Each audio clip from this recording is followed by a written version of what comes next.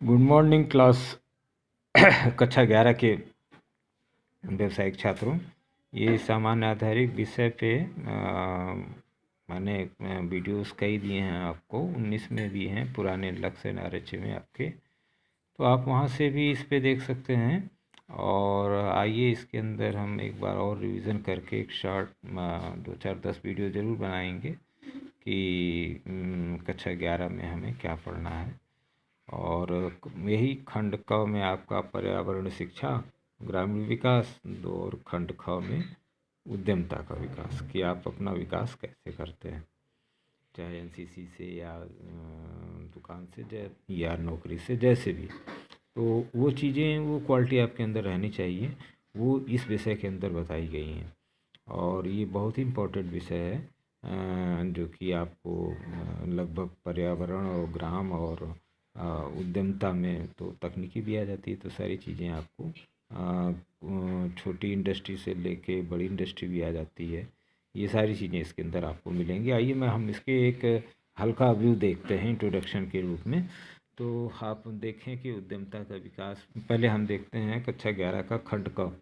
तो देखिए, पिछले साल ही मैंने बच्चों को पढ़ाते वक्त ये लिख दिया था, सामान्य आधारित विषय से 2019 का पेपर भी इसके अंदर है, लक्ष्य एंड आरएचए में है, सर्च कर लीजिए लक्ष्य एंड आरएचए। लड़कों को बताने के लिए दीपक सिंह आरएचए भी सर्च करके आप पा सकते हैं। तो ये यूट्यूब पर है या गूगल पे है। तो ये चीज़ें आपको मैंने बताई थी। तो इसमें वही है, पर्यावरण शिक्षा क्या है, और जन संसाधन क्या है, जनसंख्या विस्फोट क्या है, आबादी बढ़ती जा रही है, वही है। आधुनिक कृषि आप जो कर रहे हैं, पर्यावरण का प्रभाव क्या है इस पर आ रहा है, डाई पोटास का। भूमि प्रयोग क्या है, मतलब भूमि का सही उपयोग करना, उस पर बदल बदल के फसल बोना, सही ढंग से उसकी मृदा को और कुम्रम जो हो रहा है उसका ठीक रखना, इससे हमारा भूमि प्रयोग होगा। और ग्रामीण विकास आप किस तरह से कर सकते हैं, आर्थिक पिछड़े आप क्यों हैं, और गरीबीग्रस्त क्षेत्र हमारा क्यों है, और कृषि की उत्पादकता क्या है, वन रोपण किससे आपको क्या लाभ हुआ है, और ग्रामीण कूड़े कचरे का आप पुनः उपयोग कर सकते हैं, जैसे आजकल पराली का खाद बनाने में किया जा रहा है, जबकि उसको हम जलाने में भी कर सकते हैं बहुत अच्छा उपयोग। और ये इसके अंदर थर्मल किलो कैलोरी ऊर्जा अच्छी होती है। और दूसरा खंड ख में अगर आप देखें तो उद्यमता का विकास है, जिसके अंदर आपके अंदर बिजनेस से संबंधित, स्वरोजगार से उपलब्ध और उद्यमता की समस्याएं हैं क्या है, और महिला का उद्यमीकरण की समस्याएं क्या हैं, स्वरोजगार का अर्थ क्या है, और एक उद्यमी का अर्थ क्या है। उद्यमी तो आप किसान भी मान लीजिए, वो भी अपना उद्यम करता है, धान गेहूँ और चावल सब आपको उगाता है। तो वह दुकान में भी आप देख लें तो एक वो भी उद्यमी है, छोटा सा उद्यम कर रहा है। और गांव में अगर कोई साबुन बना रहा है तो वो भी एक उद्यम कर रहा है, उसका व्यवहार कैसा होना चाहिए, ये सब चीज़ें आपका और क्या उत्पाद आप बना रहे हैं, जैसे मैंने साबुन कह दिया, तो उत्पाद का क्या अर्थ है, उत्पाद की क्वालिटी क्या होगी। तो कई तरह की इसकी परिभाषा इसके अंदर है।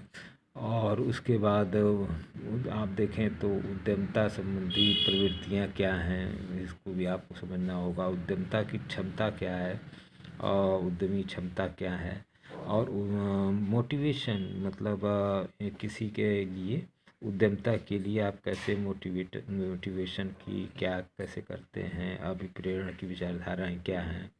और उद्यम कोई अगर आप चला भी रहे हैं अगर, तो उसमें परियोजना एक तरह से आप चला रहे हैं, तो उसका परियोजना मतलब योजना, कोई योजना बनाएंगे तो उसको अगर आप उद्योग के रूप में चलाएंगे तो वह उद्यम चलाने वही परियोजना कहलाएगी। तो इसकी विशेषता क्या है, इसका मूल्यांकन और परियोजना का चयन करते समय किन किन बातों पर ध्यान देना चाहिए, वही स्थान, रोड, ये सब, बिजली पानी, ये सारी चीज़ें।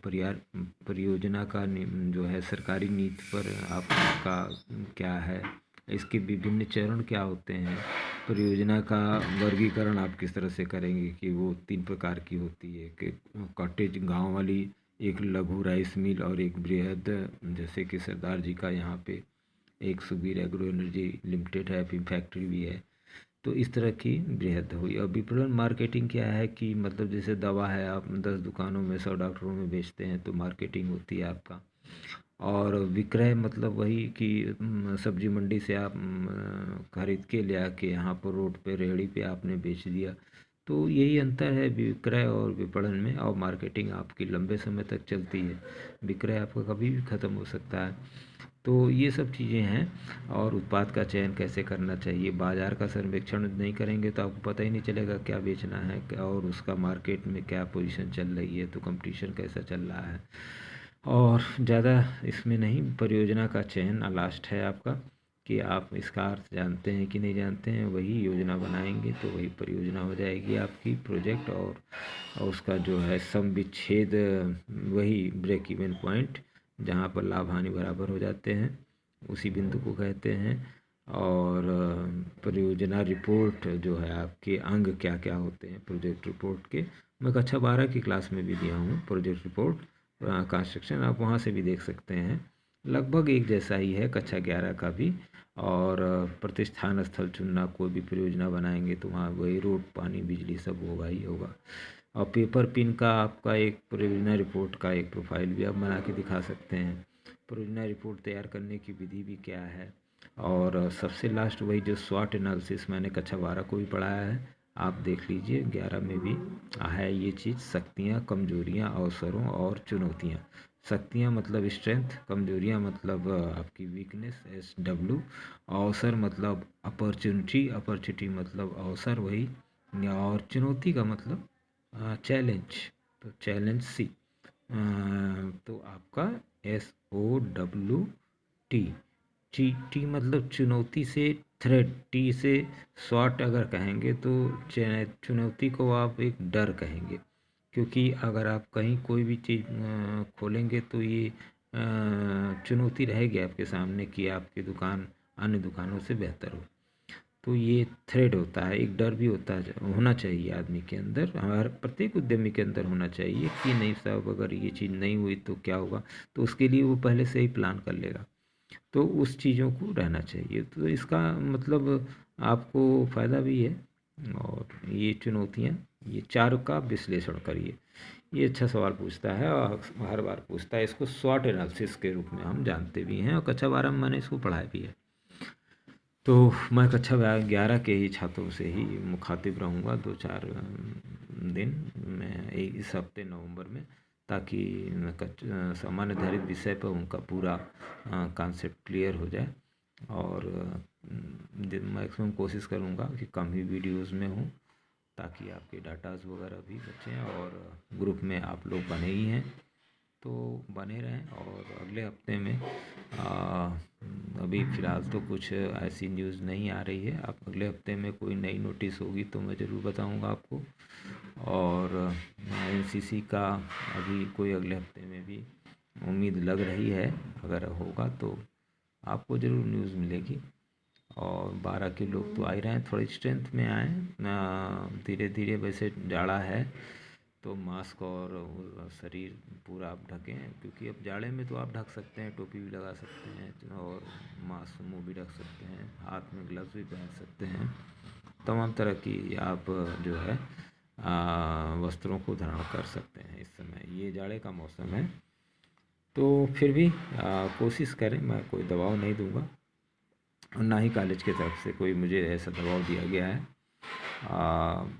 आप आसानी से पढ़ सकते हैं। कोई बहुत बड़ी चीज़ नहीं है। पर्यावरण और ग्रामीण विकास सब आप जानते हैं। उद्यमिता का विकास, आप अपना विकास, सवेरे उठते हैं 4 बजे दौड़ते हैं, मैं जानता हूँ। और अपना शारीरिक विकास भी करते हैं आप। बहुत बहुत मैं आप लोग को इस बात के लिए साधुवाद भी देता हूँ। आज के लिए इतना ही छात्रों, बहुत बहुत धन्यवाद। आप कक्षा 11 के छात्र इस चीज़ को ज़रूर जान लें। यही इनका सामान्य आधारित विषय का रहेगा पेपर कक्षा 11 में। Many many thanks. और ये 100 नंबर का है, आपको लिखा हुआ है सामने 100 नंबर का। और ये वही कक्षा 12 वाला आप देखेंगे तो वही दोनों मिला के 100 नंबर का एक पेपर आपका फाइनल में 12 में बनेगा। Many many thanks again. और लगभग सेम है।